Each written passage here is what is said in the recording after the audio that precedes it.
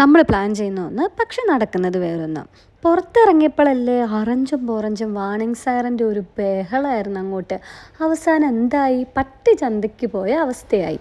ആശിച്ചു മോഹിച്ചൊരു വെള്ളിയാഴ്ച കിട്ടി. ആ വെള്ളിയാഴ്ചയാണെന്നുണ്ടെങ്കിൽ വീട്ടിലിരുന്ന് മടുക്കണ്ട, നമുക്ക് പുറത്തെവിടെയെങ്കിലും പോകാമെന്ന് കരുതി ഞങ്ങളൊന്ന് ഇറങ്ങിയതാണ്. ഞങ്ങളുടെ പ്ലാൻ എന്ന് പറയുന്നത് ലോട്ടിൽ പോവുക. അതും കുറച്ച് ഡ്രസ്സൊക്കെ കിട്ടുന്ന ഒരു സ്ഥലമാണ്. അവിടെ ചെന്നിട്ട് നമ്മൾ ഡ്രസ്സൊക്കെ നോക്കി നെറ്റിയിടാനൊക്കെ ഉള്ളത് നോക്കിയിട്ട് വരാം എന്നായിരുന്നു പ്ലാന്. പക്ഷേ അല്ലേ, ബസ്സിൽ അങ്ങോട്ട് കയറിയതേ ഓർമ്മയുള്ളൂ.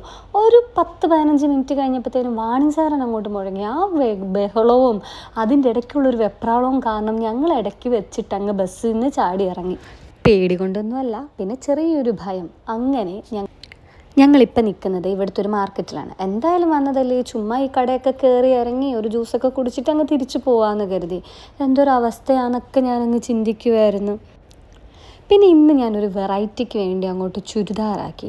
പക്ഷെ എൻ്റെ ജീൻസിലും ടോപ്പിലുമാണ് കംഫർട്ട്. കാരണം ഈ ചുരിദാറാകുമ്പോഴത്തേനും അതിൻ്റെ ഷോള് പിടിക്കണം, പാൻറ്റ് പിടിക്കണം, ടോപ്പ് നോക്കണം. എനിക്ക് എപ്പോഴും കംഫർട്ട് എന്ന് പറയുന്നത് എൻ്റെ ആ ജീൻസും ടോപ്പും പിന്നെ ആ തുള്ളിയുള്ള നടത്തമൊക്കെയാണ്. പിന്നെ കുറേ നേരം അവിടെ ഇവിടെയൊക്കെ തിരഞ്ഞ് നടന്നിട്ട് ഞങ്ങൾ നേരെ ഒരു ജ്യൂസ് കുടിക്കാൻ വേണ്ടിയിട്ട് വന്നു.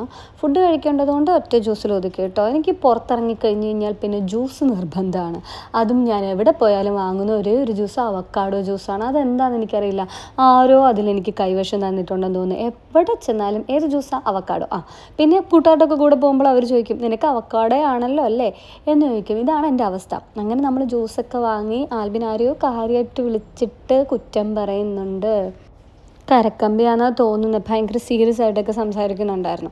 അങ്ങനെ കിട്ടിയ ജ്യൂസും വാങ്ങിച്ച് കുടിച്ചിട്ട് ഞങ്ങൾ ഇറങ്ങുകയാണ്. എത്ര യുദ്ധമാണ്, എത്ര ബഹളമാണ് എന്ന് പറഞ്ഞാലും പുറത്തൊക്കെ അത്യാവശ്യം ആളുണ്ട്. വീഡിയോ കാണുമ്പോൾ നിങ്ങൾക്ക് മനസ്സിലാകും, ആളുണ്ട്. പിന്നെ നമുക്ക് നമ്മുടേതായിട്ടുള്ള കാര്യങ്ങൾ നടത്തണമല്ലോ. അതായത് ആവശ്യമുള്ള സാധനങ്ങൾ വാങ്ങിക്കണം. ഇപ്പോൾ ഫുഡാണെങ്കിലും അല്ലെങ്കിൽ പുറത്ത് വരേണ്ടതായിട്ടുള്ള ആവശ്യമുണ്ട്.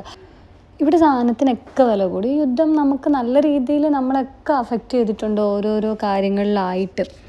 അങ്ങനെ ഇന്നത്തെ പ്ലാനും പൊളിഞ്ഞ്. വെറുതെ വണ്ടി കയറി ഇതിലേ വന്നു, കുറേ നേരം കറങ്ങി, ഒരു ജ്യൂസും കുടിച്ചിട്ട് തിരിച്ചു പോന്നു. ഈ ദിവസവും പോയി, അത്രയും സമയം പോയി, ഉള്ള മൂടും പോയി. എന്തൊരവസ്ഥയാണെന്ന് ആലോചിക്കുകയായിരുന്നേ. അപ്പോൾ പാളിപ്പോയ പ്ലാനുകളുമായിട്ട് ഇനിയും ഞാൻ വരുന്നതാണ്. എല്ലാവരും സബ്സ്ക്രൈബ് ചെയ്യണം കേട്ടോ, ഇല്ലാത്തവരൊക്കെ ചെയ്തേക്കണം. അപ്പോൾ ബൈ. അടുത്ത വീഡിയോയിൽ കാണാം. ടാറ്റാ.